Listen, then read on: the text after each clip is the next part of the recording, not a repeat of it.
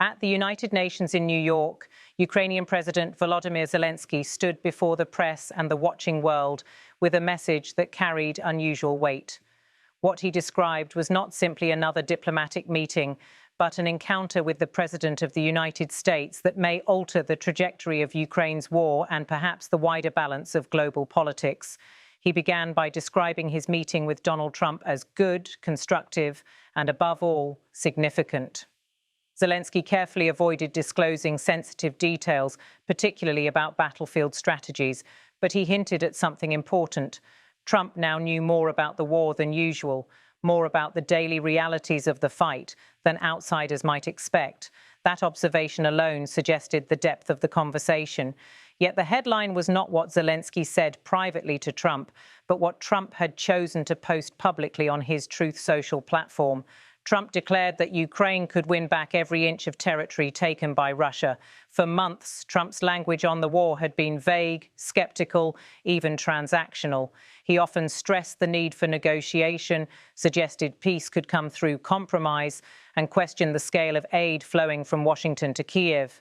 But now, Zelensky called this new statement a big shift, and crucially, a very positive one.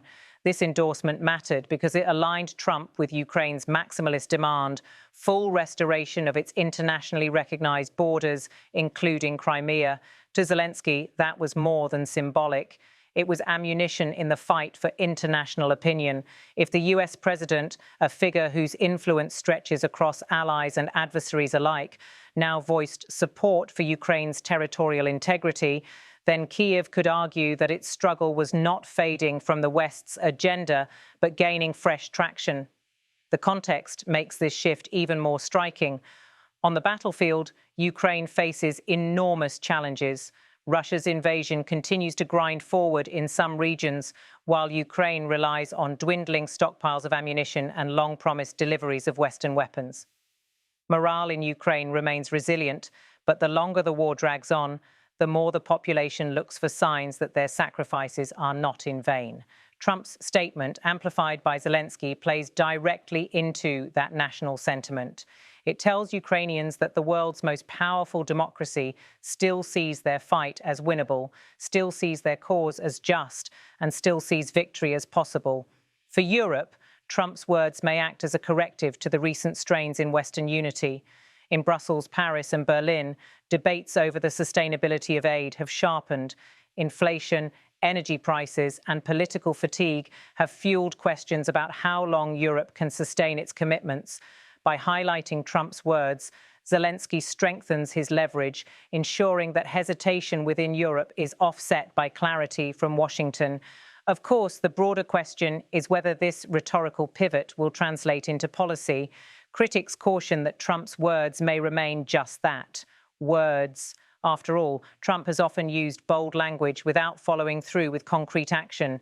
Yet in international politics, rhetoric has power. Statements shift perceptions, and perceptions shape alliances, markets, and morale. For Kyiv, perception alone can buy time to rally support, time to secure new aid packages, and time to remind the world that the war is far from over. Analysts also point out the domestic dimension of this moment. Within the United States, Trump faces his own political challenges. By voicing support for Ukraine's territorial restoration, he presents himself as a strong leader in foreign affairs, appealing to voters who see global leadership as an American duty. At the same time, the language allows him to blunt criticism that he is indifferent to Ukraine's plight or too lenient toward Russia. In short, the statement is not just international positioning, it is also domestic politics. Zelensky, always attuned to political currents, seized the opportunity. By publicly thanking Trump and framing the remarks as a big shift, he effectively locked the American president into a position of support. If Trump later tries to soften his stance, Zelensky can point back to this moment and remind the world of what was said. Diplomatically, it is a savvy move, one that gives Ukraine leverage in future conversations. For Russia, however, the implications are stark. Moscow has long wagered on Western fatigue, betting that cracks in unity will eventually force Kyiv into concessions. Trump's statement disrupts that calculus, at least for now. By suggesting that Ukraine could reclaim all its occupied lands, the message to Moscow is unmistakable. The United States is not preparing to pressure Kyiv into surrender, but may be preparing to sustain the fight.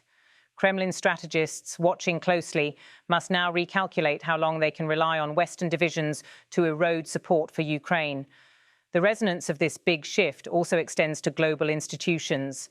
At the United Nations, where Zelensky delivered his remarks, questions about the relevance of multilateralism are ever present. For smaller nations observing from the sidelines, Trump's words represent a signal that the world's leading power is still willing to weigh in decisively. In a forum where neutrality often prevails, such a message cuts through. It is worth noting, however, that Ukraine's struggle is not simply military. It is economic, social, and humanitarian. Millions of Ukrainians remain displaced, cities lie in ruins, and the cost of reconstruction continues to soar. International lenders debate how much more to commit, and the appetite for aid is uneven. Trump's language may not solve these challenges, but it offers something equally vital: reassurance that Ukraine's plight remains central to the global agenda. There is also the psychological dimension. In war, perception of momentum is critical. Ukraine has endured grueling months where the front lines shifted little, where gains were measured in meters, and where losses were counted in lives. By casting Trump's remarks as validation, Zelensky feeds into the narrative that Ukraine's struggle still enjoys the backing of powerful allies and that ultimate victory remains within reach. Still, questions linger. Will this moment lead to new US military aid packages? Will it shift the balance within NATO? Or will it remain a soundbite remembered more for its promise than its delivery? The answers will emerge in time. For now, Zelensky has made clear that he views Trump's words as a turning point, or at least as an opportunity to frame the future on Ukraine's terms. In the weeks ahead, diplomats, analysts, and citizens alike will watch closely. If Trump follows through, Ukraine may indeed secure the kind of backing that turns the tide of war. If not, Zelensky's framing of this as a big shift will still serve as a powerful reminder that even words alone can shape the course of international politics. What we witnessed at the United Nations was not just another press conference. It was a strategic moment, one leader amplifying another's remarks to maximize impact, to influence perception, and to keep a nation's struggle firmly in the spotlight. And in war, where battles are fought not only with weapons but with words, perception can be as decisive as firepower. In sum, Zelensky's declaration that Trump's statement marks a big shift is more than a passing comment.